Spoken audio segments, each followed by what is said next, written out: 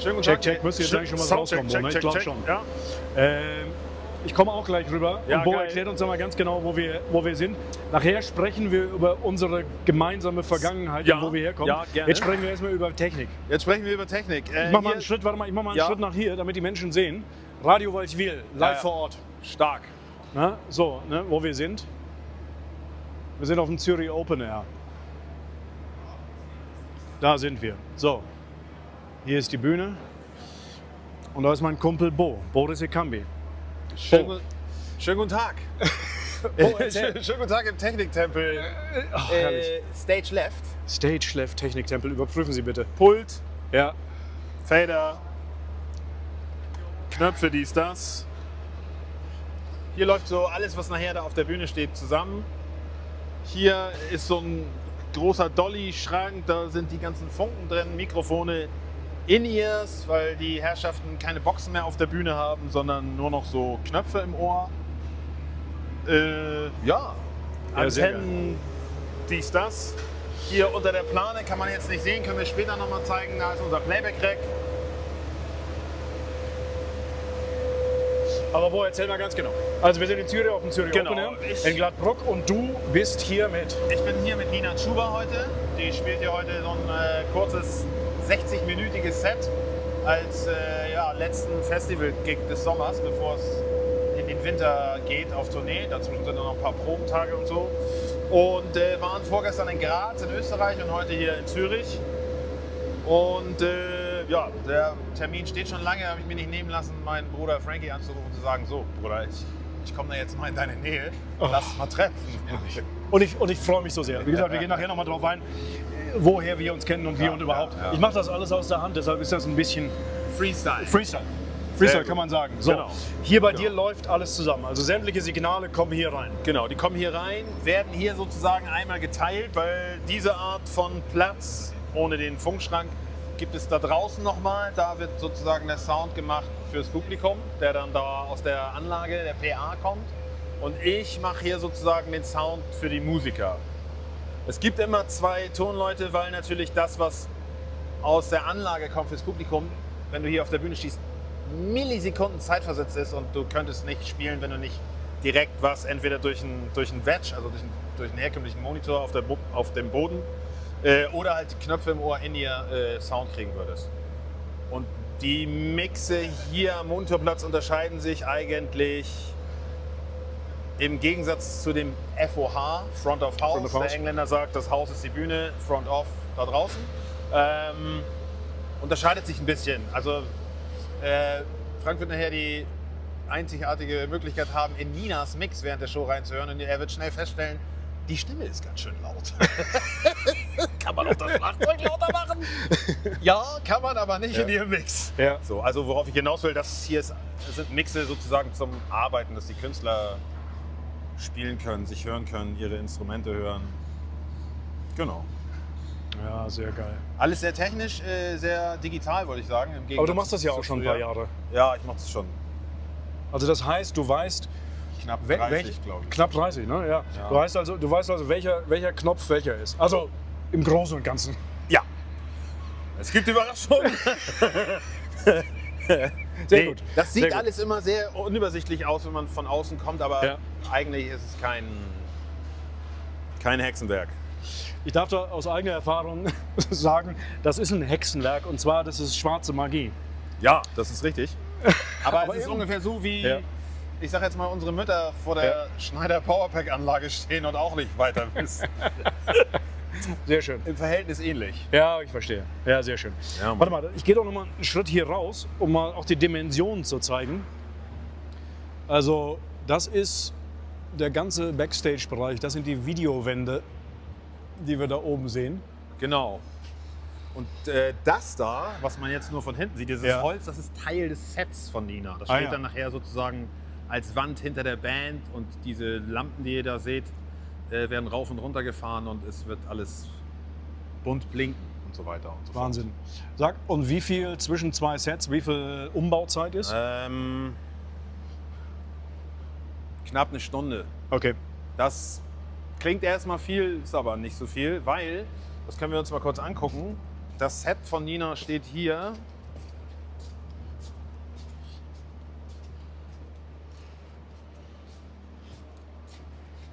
Also das da, Schlagzeug, Ja. Keyboards, dazwischen steht noch die Bassistin. Das rollen wir nachher alles auf die Bühne. Und dahinter der Tisch zum Beispiel Ja. ist noch ein DJ-Tisch von noch einem ganz anderen Künstler, der später spielt. Okay. Das wird dann halt immer jeweils Stage Left oder Stage Right in die Ecken gegöbelt und zu gegebener Zeit ordnungsgemäß Verkabelt. verkabelt Ziemlich vermufft. und auf seinen Platz gerollt. Sehr gut, verstehe. Ja, verstehe. Ja, herrlich. Gut, das ist ja eine ganze Menge Material zu schleppen. Das ist auch eine ganze Menge an Kabeln zu stecken. Das stimmt. Ja. Wir Muss man sind- aufpassen, ne? Nicht, dass du Gardena auf Drehstrom. Vorsicht. Das wäre schlecht. Aber ich habe Profi-Hilfe dabei. Cool. Ich Hilft. bin nur noch die Operator-Position. Das Ja. heißt, ich fasse außer meinem Pult gar nicht mehr so viel an. Ja. Das Aber ganz- du gibst Anweisungen, oder? Ja, aber die sind alle gut drauf. Die wissen, was Ja, sie logisch. machen müssen. Nein, ja. Und wir sind auch das ganze Jahr zusammen. Deswegen Ach so. ist es so Okay. relativ blind. Ja, geil. Funktioniert das Geil. alles so. Ach, es ist Genau, ein und da Träumchen. wird nachher der Pöbel stehen. Haha. Das Klatschvieh, die Klaköre. Ja, genau. Ja. Das ist, ich habe dir das vorhin ja schon gesagt, ich war das erste Mal, ich glaube, es ist tatsächlich 12 Jahre her oder sowas, als die Ärzte hier gespielt haben. Da ist es deutlich kleiner gewesen. Ja. Aber das ist, ja, Ich war, glaube ich, das erste Mal hier mit Materia vor dem ganzen Corona-Bums. Ja. 2018 oder so, Ja. glaube ich. Genau. boah, sehr, sehr geil. Vielen Dank. Also auch unsere Stammhörer bei Radio Walchwil. Wir haben Ja. mehr als 10. Stark. Ja, ja, ne, das ist Das total. werden auf jeden Fall mehr werden. Ja, ja. Vielen, vielen Dank, dass wir das alles so anschauen dürfen. Das ist ein Hammer. Gerne. Also ich geek ja sowieso vollkommen durch mit dem ganzen Ja. Audiogelöt. Absolut geil. Absolut geil. So, pass auf. Jetzt wird es auch laut, jetzt Ja. jetzt reinigen Sie. Wir ziehen uns mal irgendwo hin zurück und machen mal da an der Genau. Stelle weiter. Ne? Genau. Sehr geil.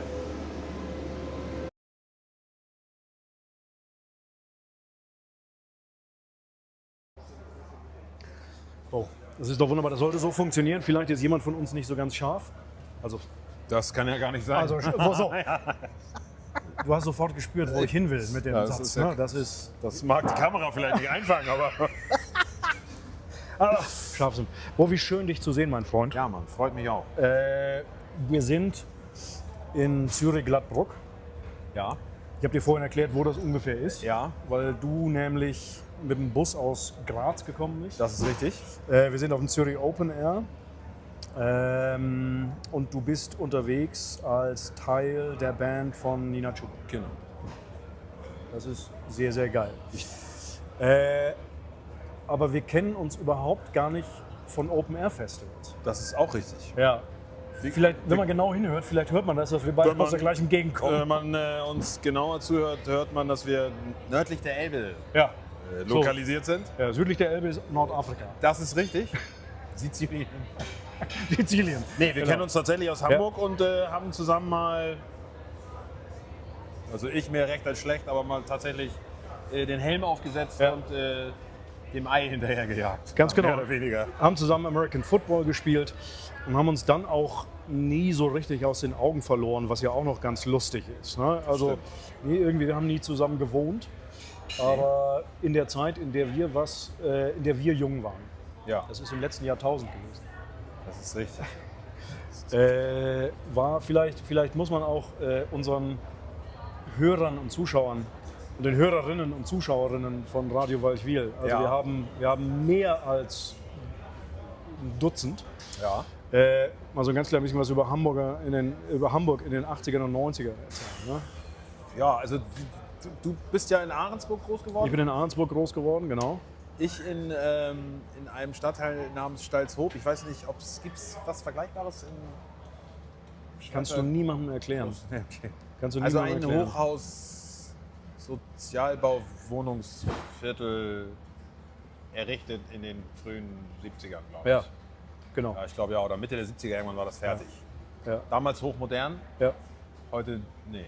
Heute nicht mehr so. Heute Ne? nicht mehr so, nee. Ja. Nee. Und ich glaube, immer wenn von Stalzhoop früher in den Nachrichten gesprochen wurde, war immer ganz vorneweg sozialer Brennpunkt. Ja, So. ja.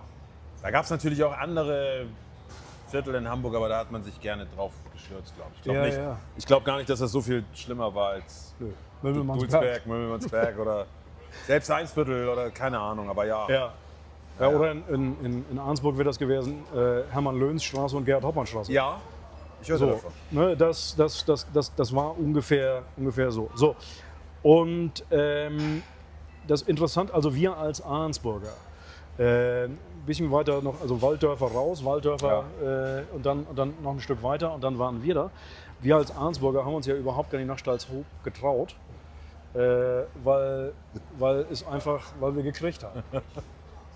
So, ne, das war immer nur eine Frage der Zeit. Uns als Ortsansässigen ist ja. das gar nicht aufgefallen. Das ist gar nicht aufgefallen? Nein, das stimmt schon. Und da gibt es ja auch eine herrliche Dokumentation drüber. Wir verlinken das auch mal. Warte mal, guck ganz kurz mal. Ich bin immer so ein bisschen produktionsnervös. Ja, ich gucke mal, ob wir ein Signal haben. ob das auf gut der, ist. Also alles, Test, alles sprech, läuft sprech. noch. Hier ist noch Es alles, läuft, ist noch alles grün. Oh, es ist geil. noch alles grün. Das ist eine total super Geschichte. Ja, das stimmt. Es gab mal ich glaube, es war eine Spiegel-TV-Dokumentation Ja. über Die Ghetto Kings. die Ghetto Kings. Eine Jugendgruppierung, sagen wir mal, aus dem Viertel, die sich von Breakdance, Graffiti bis hin zu Scheiße bauen, war das ein weites Feld. Ja. Vorsichtig. Ja. Genau. Und im Rahmen dessen, weil ich früher selber mit ein paar Jungs aus dem Viertel Musik gemacht habe, hat man uns dann auch dazu befragt.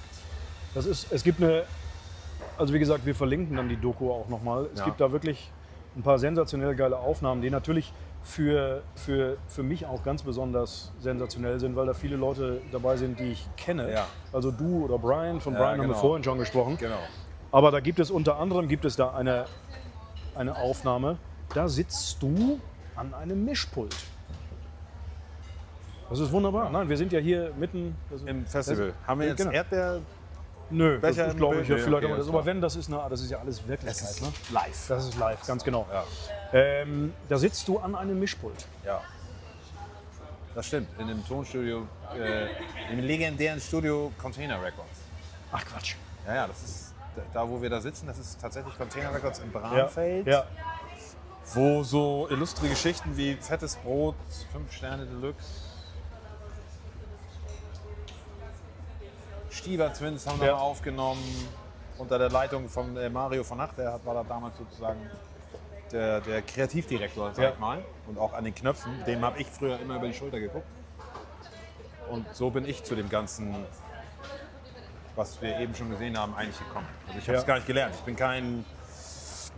Sag mal, viele Leute, die hier arbeiten, sind gelernte Veranstaltungstechniker, entweder Licht oder Ton oder Video. Und ich bin so übers Musikmachen... Über die Produktion. Ja, kann man sagen. Über die Produktion bin ich so da reingerutscht. Ja. Und dann wirklich autodidaktenmäßig Learning by Doing. So, also ich war auch sehr grün in den Ohren, dann, als wir das erste Mal an so einem Mischpult gestanden haben. Na gut, aber wie wir alle irgendwie, ne? Das ist also jetzt nicht nur Mischpult, sondern wir haben ja damals einfach irgendwas gemacht. Ne? Wir haben was gemacht und gut war. Ja, wie ist denn eigentlich jetzt, wie ist dein beruflicher Werdegang denn eigentlich gewesen? Ich habe tatsächlich erstmal aus Vernunftsgründen tatsächlich eine Ausbildung getätigt nach Beendigung der Schule. Ja. Und war tatsächlich der erste farbige Beamte im Hamburger Verwaltungsdienst. Ach Quatsch. Das habe ich nicht gewusst. Doch. Alles gut. Ich habe Höhere Handelsschule abgebrochen, weil ich irgendwann keine Lust mehr hatte, zur Schule zu gehen. Wo warst du? Auf welcher Kellinghofenstraße. Oh, Kelle. Ja, Kelle. Ja, warte, ich Lämmermarkt. Und, Und ich hatte auch nicht wirklich so eine Idee. Ich habe damals schon Musik gemacht, da war aber noch nicht davon auszugehen, dass man davon seinen Lebensunterhalt bestreiten kann. Und dann habe ich meine Mat in der Verwaltung gearbeitet.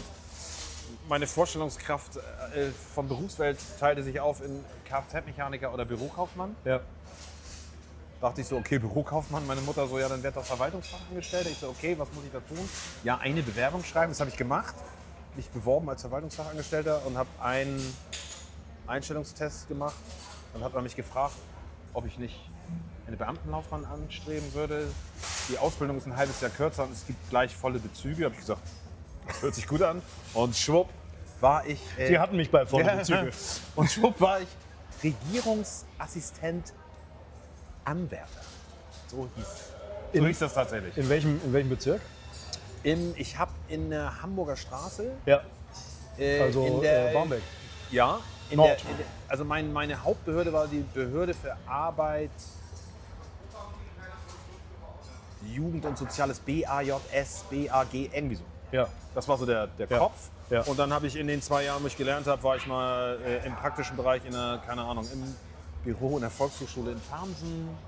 Dann saß ich irgendwann in der Personalabteilung für Realschullehrer und durfte Kindergeldfälle von Lehrern, die ich 2 Monate vorher noch hatte, war ein bisschen übertrieben, aber ein Jahr vorher hatte.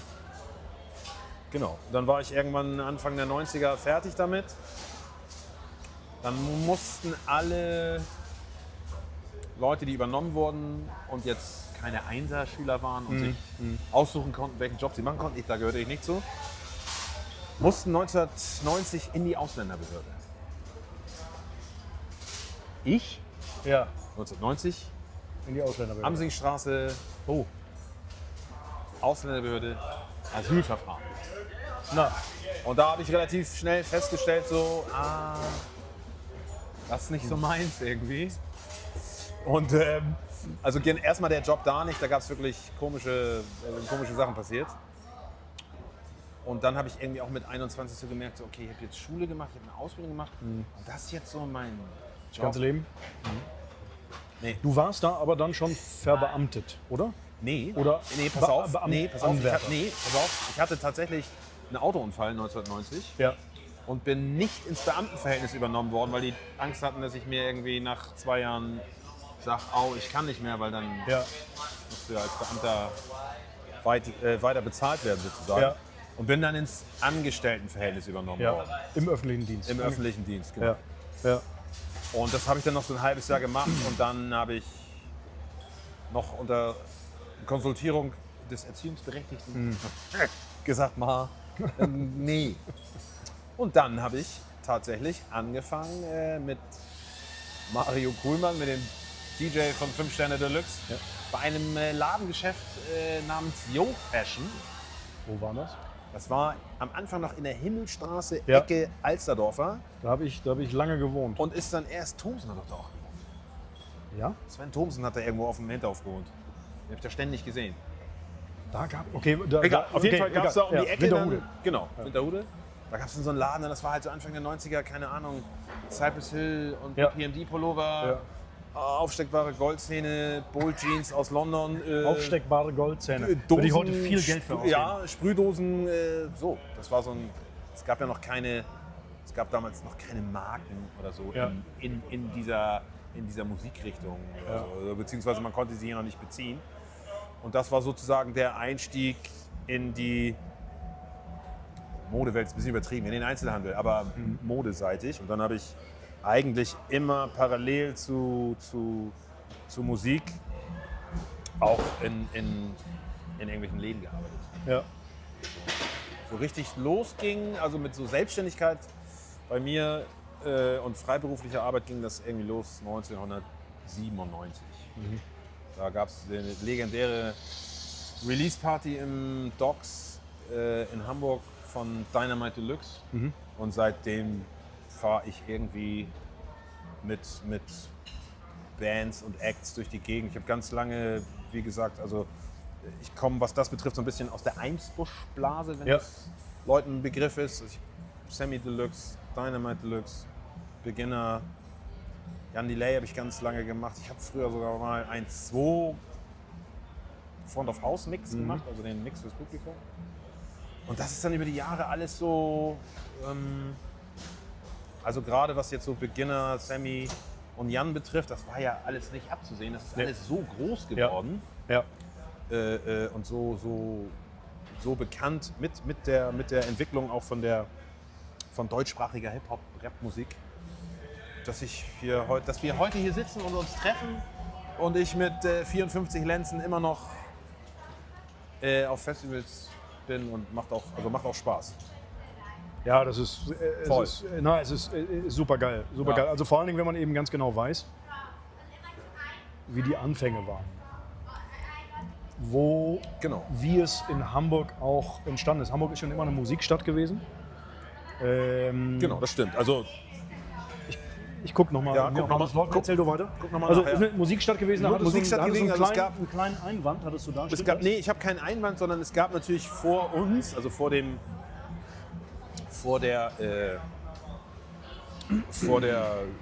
wie sagt man, vor dem Großwerden von so Hip-Hop-Musik und dieser ganzen Kultur, die so aus Amerika irgendwie Anfang, Mitte der 80er irgendwie nach Europa geschwappt ist, gab es natürlich vorher schon Strömungen, wie Ja. zum Beispiel Punk, aus dem dann später so auch Sachen entstanden sind, wie zum Beispiel so Hamburger Schule, Ja. Acts und auch, ich sag mal, wir von bestehenden Strukturen, die oft aus dem Punk kamen, also zumindest in Hamburg, dann profitieren konnten. Ne? Wie zum Beispiel Bubak, Leute aus dem Goldenen Zitronenumfeld. Ja. Und diese Verbindung gibt es bis heute noch. Also ob es jetzt noch Mucker sind aus der Zeit, die bei Bands spielen oder so, das hat geholfen. Also es gab, weil du gesagt hast, Hamburg ist eine Musikstadt, da gab es natürlich, also vor dem Einschlag Rap oder Hip-Hop, gab es da natürlich schon andere Sachen, die auch schon über die Stadtgrenzen hinaus bekannt waren. Ja. Gibt es, also Hamburg hat also in den 70ern, 80ern, 90ern, in den 2000ern und sowas ist ein bisschen abgekippt, aber sehr viele geile Live-Clubs gehabt. Ja, das stimmt, das ist ein bisschen, ist abgekippt. ja, das ist ein bisschen abgekippt, aber es gibt zumindest heute wieder, möchte ich jetzt nicht nur auf die Stadt Hamburg beziehen, aber es gibt auf jeden Fall richtig gute Musiker in Deutschland. Also es gibt wirklich, und es gibt auch wieder Strömung. Es gibt irgendwie unfassbar geile junge Jazzmusiker in Deutschland, die man dann natürlich, wenn man sich dafür interessiert, muss man natürlich so ein bisschen danach suchen. Die werden dir jetzt nicht im Radio tagtäglich über den Weg laufen, aber es gibt wirklich, sag ich mal, keine Ahnung. Es gibt einen Drummer aus Hamburg, Silvan Strauß zum Beispiel, oder Noah Fürbringer, ein junger Schlagzeuger aus, ich glaube, der kommt aus München, die unfassbar geilen Stuff machen. Und mit dieser Strömung, glaube ich, wird es auch mehr wieder so Sachen geben, dass man mal abends weggeht und sich eine Band anguckt. In einem Club und nicht unbedingt jetzt in einer Riesenhalle mit, weißt du, wo es einfach nur um die Mucke geht. Ich glaube schon, dass es immer so in Phasen, Tal, Berg, kommt und geht. Ja. Gibt es irgendeinen von den klassischen, traditionellen Clubs in Hamburg, in dem du noch nicht aufgetreten bist? Also in welcher Funktion auch immer. Also ich sag mal Grünspan, Docs, Große Freiheit, Logo. Ja, Logo sind wir schon aufgetreten, selber noch tatsächlich, ja. Ja. Da habe ich witzigerweise noch nicht als Techniker drin gestanden, oder? Doch, wahrscheinlich auch schon, ich kann mich nicht dran erinnern, aber aufgetreten sind wir da auf jeden Fall. Docs, Nährtheater, Markthalle. das ist etwas neuer, Markthalle, klar. Ja. Christmas Jams waren da früher Ja. immer. Ja. Dann gab es ja noch eine Diskothek, sag ich mal, in Hamburg, das Trinity. Genau. Das hieß dann später Offline, dann Bass und ich glaube dann zum Schluss wieder Trinity nochmal irgendwann vorbei. Jetzt ist da, glaube ich, das Delphi-Theater drin seit... Früher ist das ganz früher, Ganz- bevor es Trinity war, war es das Delphi-Theater. Schon? Ja, das Echt? war ganz Krass. früher. Irgendwie, das war das Delphi-Theater und dann haben sie irgendwie das Krass. in der Eimsbüttler. Ja, genau. Das wusste ich gar nicht. Genau. Dafür bin ich noch zu jung. Ja, ach, guck mal. 4 Jahre jünger als ich. Ja, das macht das schon aus. Ne? Also das spürt man noch meine Erfahrung. Ja, In all dem. ich kribbel schon wieder. Ja, oder? Ja. Das wird auch noch gemerkt. Ne? Warte mal, was wollte ich? Ach so, warte mal. Es gab auf dem Heiligen Geistfeld Ja. gab es einen Hip-Hop-Schuppen der Budapester Straße. Die haben tatsächlich Anfang der 90er haben die Du wirklich, meinst das Powerhouse ich meine das Powerhouse, in ne? der Simon von Utrecht Straße. War das SVU? Okay. Anfang, genau, also das ist ja jetzt, das erkennt man ja jetzt alles gar nicht mehr Nein. wieder, weil da irgendwie Hotels stehen.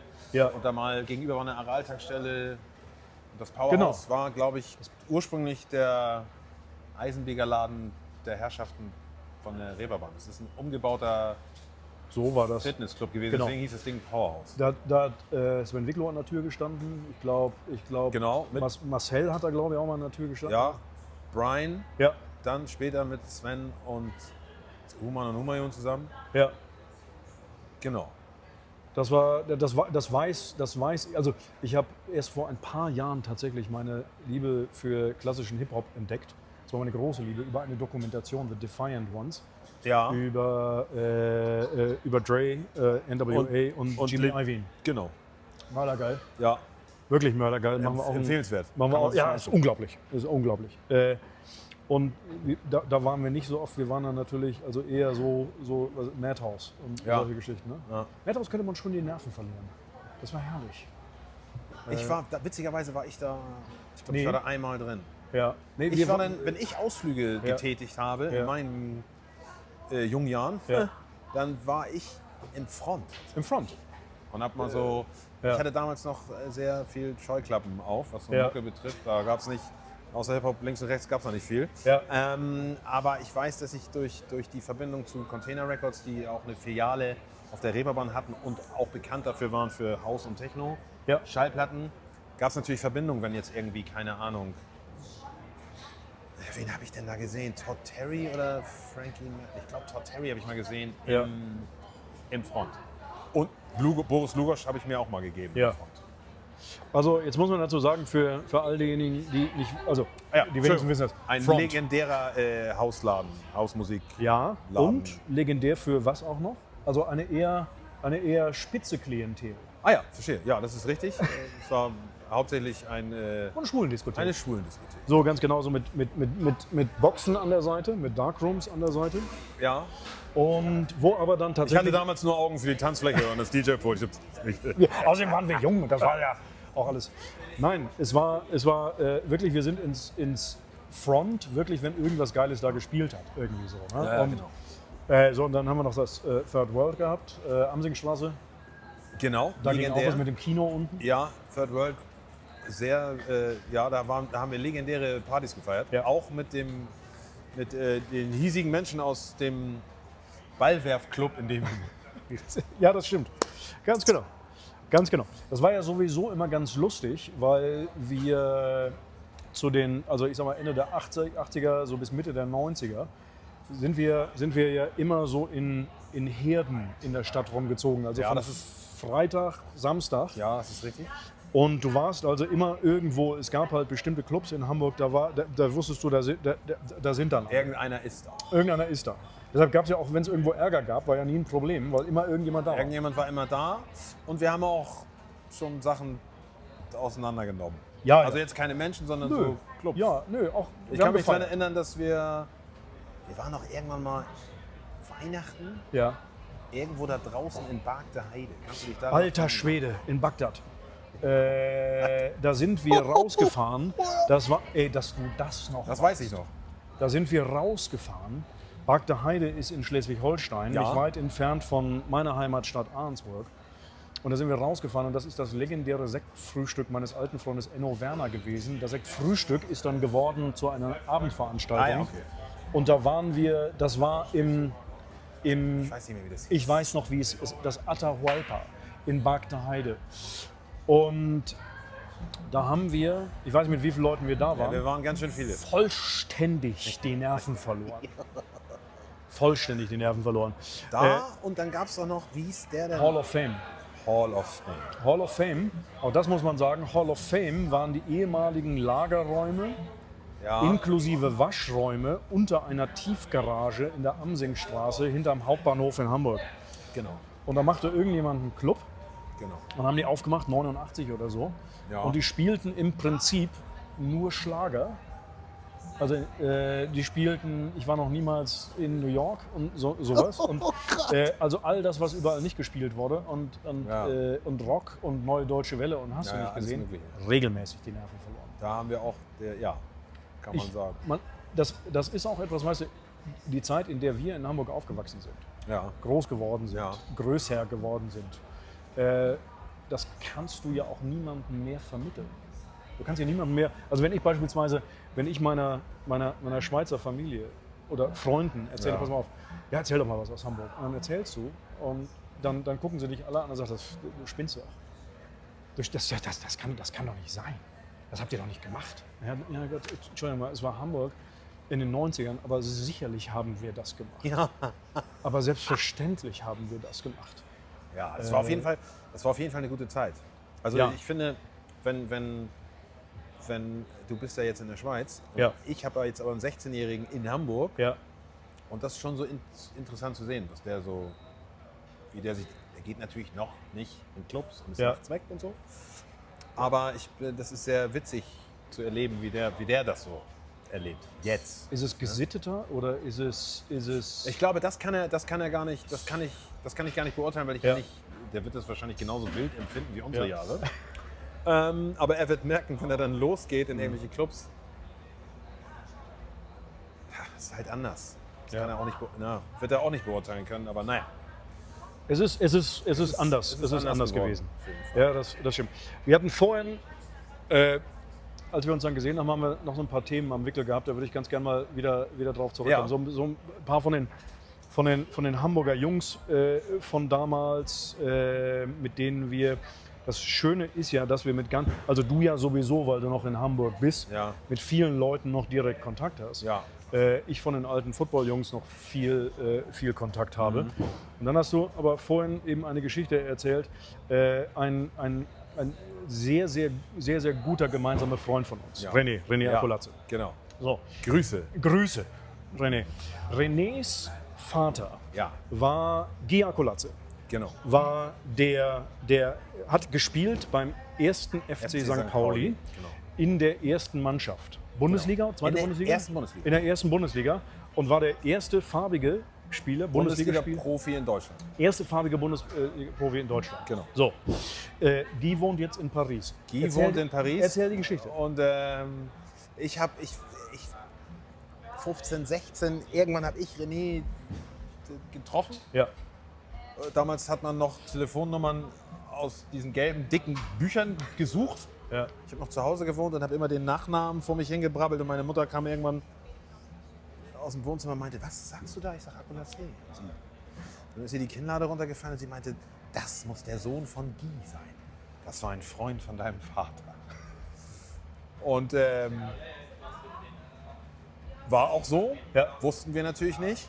Und dann Jahre später hat ein weiterer Freund von uns, Brian Alamin, hat sich irgendwann auf die Suche nach seinem richtigen Vater gemacht, ist mit seinem Stiefvater aufgewachsen, beziehungsweise mit seiner Mama. Und was soll ich dir sagen? Brian, René und ich, wir kennen uns seit egal, wir kennen Ja. uns ewig. ewig. Und Brian stellt dann irgendwann fest, nachdem er seinen richtigen Dad wiedergefunden hat, dass der wiederum mit Renés Vater befreundet ist. Und die beide in Paris leben.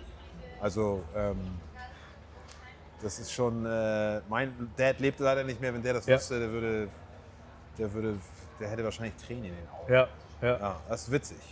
Es sind super geile Verbindungen, ne? Voll. Und Geschichten, die wir auch aus der Zeit immer wieder uns gegenseitig erzählen. Ja, Also auf jeden Fall. Auch noch schön. Ich gucke nochmal irgendwie nach der Produktion. noch mal. Warte, ne, ob da alles läuft. Test. Es läuft noch, ganz Test, genau, wir Test, sind seit check, check. 26 Minuten dabei. Sehr gut. Ja, das ist doch wunderbar. Und das ist auch, also diese gesamte Zeit, die hat mich auf jeden Fall wahnsinnig geprägt. Mit all den unterschiedlichsten, wir haben uns ja gerade mit den Silver Eagles wieder in Hamburg getroffen. Genau. Wir waren Mit- halt, ohne das zu wissen, in ganz vielen Sachen Pioniere Ja. auf eine Art. Also Ja. gut, Silver Eagles war jetzt nicht die erste Footballmannschaft in Hamburg. Da kamen ja viele damals noch, die noch ein bisschen älter sind. Von Dolphins Von den Dolphins.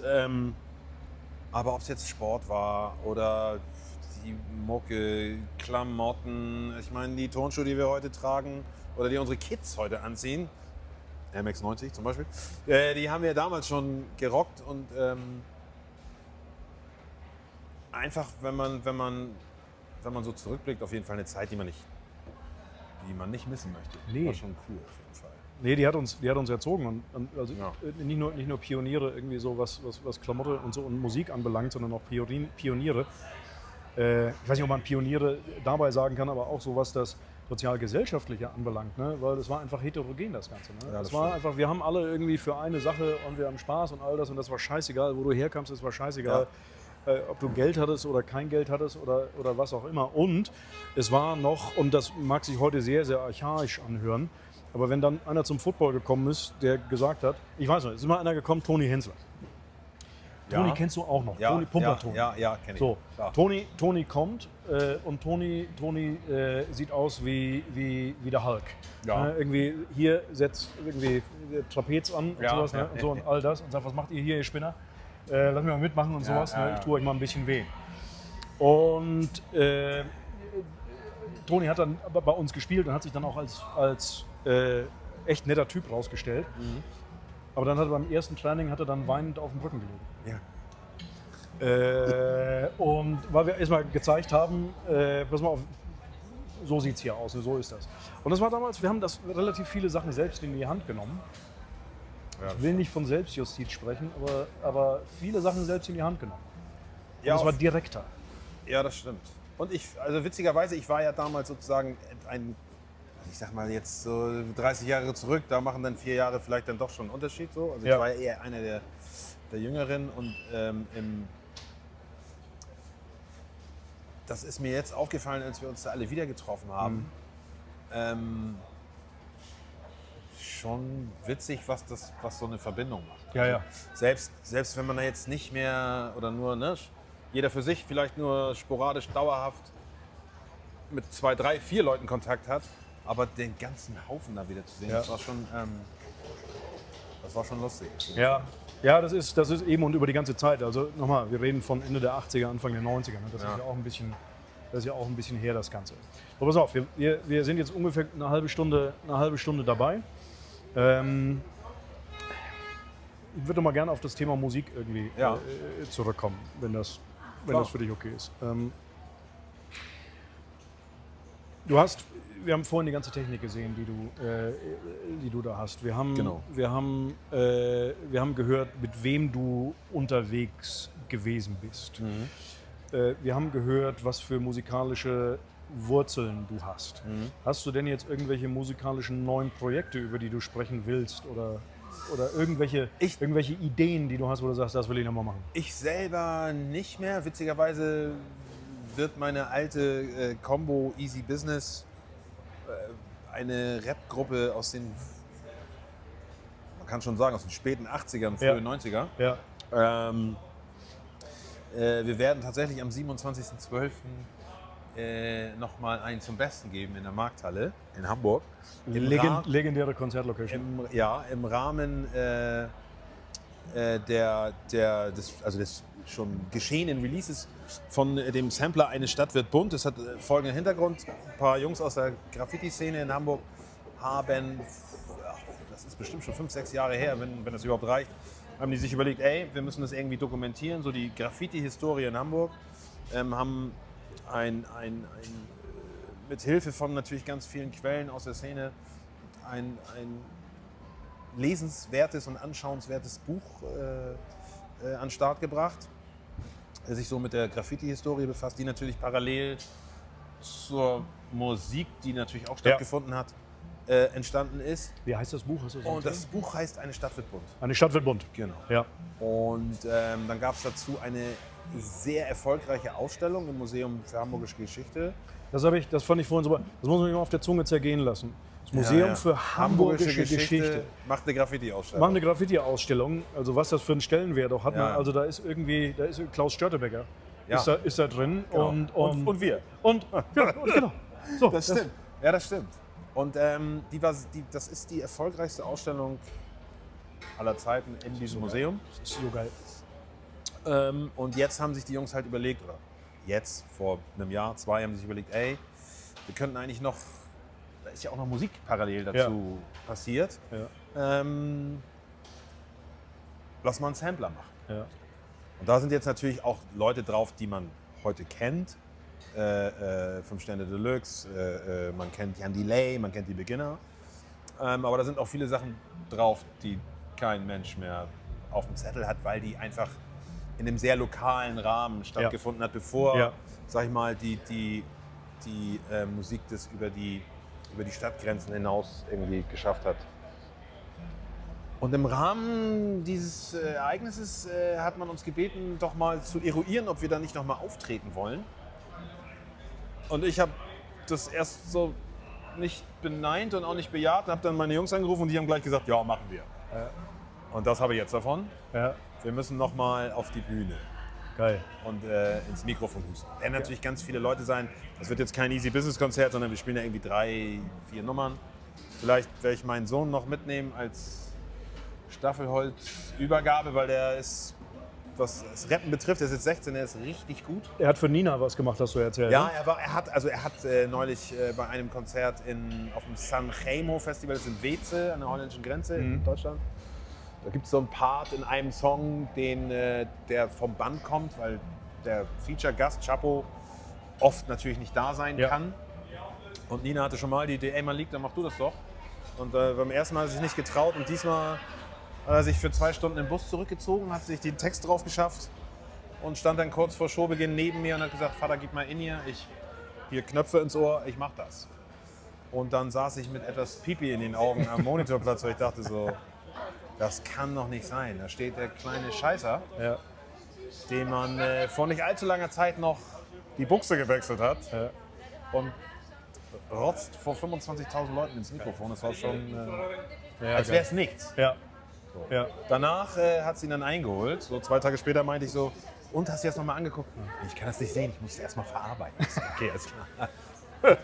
Sehr geil. 27.12. in der Markthalle. 27.12. in der Markthalle in Stadtwildbrunn mit ganz vielen alten Acts aus der Zeit. Ich glaube, ich kriege die gar nicht alle zusammen, aber ich weiß nicht. Ist das irgendwo gelistet? Irgendwo, oder? Ich denke mal bei Instagram, bei Eine Stadtwildbrunn. Eine Stadtwildbrunn, alles klar. Kriegt man da auf jeden Fall Informationen. Also wir verlinken das sowieso alles nochmal, damit dann auch letztendlich all diejenigen aus Walchwil und der Nachbarschaft dann wissen, nach Hamburg wo das kommen. alles ist. Nach Hamburg kommen sowieso. Ja. Das ist super. Wer ja auch nach Hamburg kommt jetzt, ist meine älteste Tochter. Ja, das hast du mir schon erzählt. Ja, ganz genau. Die fängt in Hamburg an zu studieren, ab 1.10. Ja. Und Nanowissenschaften. Das kommt vom Vater. Genau. Ich hab, als sie mir das erzählt hat, dann hat sie mir das erklärt. Ich habe immer noch da gestanden. Ja, das hört sich super an. Zuweilen überraschend, was sie so einschlagen, welchen Weg. Ja. Aber die kann ich dann auf jeden Fall dahin jagen. Ne? Also damit sie mal sieht, irgendwie, was da los ist. Ne? Das ist schon sehr, sehr geil. Bo, mein Lieber, pass auf. Du willst mit René ja auch irgendwie mal was machen. René und ich. René, viel länger als ich. Ja. Er weiß das schon länger als ich. Wir werden auch irgendwie, wir werden mit einem Podcast um die Ecke kommen. Wir haben noch keine Idee, wie der heißt. Ja. Du kennst uns beide ja. Und vor allen Dingen unseren Bruder, unseren gemeinsamen, dem es, sag ich mal, schon länger auf der Zunge einfach brennt, loszulegen. Weil so ähnlich wie du das auch machst, wir natürlich 8 Millionen Geschichten zu erzählen haben. Und vielleicht interessiert es den einen oder anderen, oder bestimmt interessiert es den einen oder anderen. Wir sind samstags und sonntags immer in so einem Café bei einem Freund von uns, Toni, im Café Rolo in der Tatenstraße in Hamburg. Und da kommen schon einfach nur bei den Gesprächen, die wir am Frühstückstisch führen, kommen schon oft Leute und sagen so, ey Jungs, ihr solltet mal einen Podcast machen. Ja. Und bei mir bedarf das immer ein bisschen Überredungskunst, weil ich gerne hinter der Kamera bin eigentlich. Ja. Aber wir sind gerade dabei, das technische Equipment zusammen zu kratzen. Und dann werden wir irgendwann ein Kreuzverhör machen mit dir. Ja, Safe. geil. Ja, Safe, auf jeden Fall. Sehr schön. Nein, Und ich hoffe, dass wir es irgendwann mal hinkriegen, weil es ist ja mit den Kids und so, aber wir müssen mal runterkommen. Und dann irgendwie, keine Ahnung, vielleicht fährt Bob uns im Neunsitzer von Hamburg. Das wäre, In die Schweiz oder so? Ja, das wäre, der will im Februar kommen. Okay. Also da können wir mal schauen, was wir da machen. Und die anderen Jungs, die wollten, also Ollo kommt jetzt auch demnächst, ist alles Namen, die uns was sagen, Intern. die wollen nichts sagen. Genau, das sind Interner, das sind auch Codenamen. Ja. Ne, weil niemand heißt ja Ollo oder Bob. Nee, das ist Also- richtig. Genau. Und Bob ist aber der Einzige letztendlich, Bob heißt eigentlich Mark. Ja. Bob ist aber der Einzige, der noch seinen Spitznamen von damals hat, also Bob. So, und die kommen dann mal. Und vielleicht machen wir mal, ich habe ja noch eine Idee für einen Podcast. Und da geht es genau um das. Es geht um ehemalige Lokalhelden. Ja. Was wir ja waren. Und der heißt, Ja. als wir Helden waren. Ja. Und die Geschichten, einfach pass mal auf, und jetzt kriegen wir die Geschichte am Wickel, wie wir damals die Braunschweiger Hools in Braunschweig lang gemacht haben. Oder irgendeine ja, andere ich Geschichte. verstehe. So, und ich glaube, da wird es einige dem Busch Überschneidungen raus. geben. So, jetzt wird es auch laut hier. Ja, stimmt. Oh, Jetzt wir geht's machen hier gleich los. noch mal ein paar Fotos vielleicht irgendwo. Voll. Marc wird nachher Live-Zeuge sein. Ich bin ja auch Artist. Überprüfen Sie bitte. Hat Bo alles organisiert? Akkreditiert. Ja, super geil. Und dann gibt es noch ein paar Bilder vom Ja, sehr geil. Sehr vom geil. Konzert. Aus ungewohnter Sicht. Ja. Oh mein Freund, vielen Dank. Vielen Dank, dass du das alles organisiert hast. hat Es ist so mich, schön, dich zu sehen. ja, ebenso. Es Das ist hat mich- so geil, dich zu sehen. Das freut mich richtig. Das finde ich richtig gut. Und vielen Dank auch Radio Walchwil. Ne? Also wir sind ja so groß. Ne? Und Walchwil ist der schönste Ort Ich komme mehr. der wir Welt. kommen mehr. Du musst irgendwann kommen. Auf jeden Und Fall. wir machen ja Radio Walchwil, Menschen und Geschichten aus Walchwil und der Nachbarschaft. Und Hamburg ist Nachbarschaft von Walchwil, machen wir uns nichts vor. Ja, du hast ja deinen Fuß da reingesetzt. Auf jeden Fall ist das Nachbarschaft. Sehr schön. Oh, danke dir. Geil. Gerne.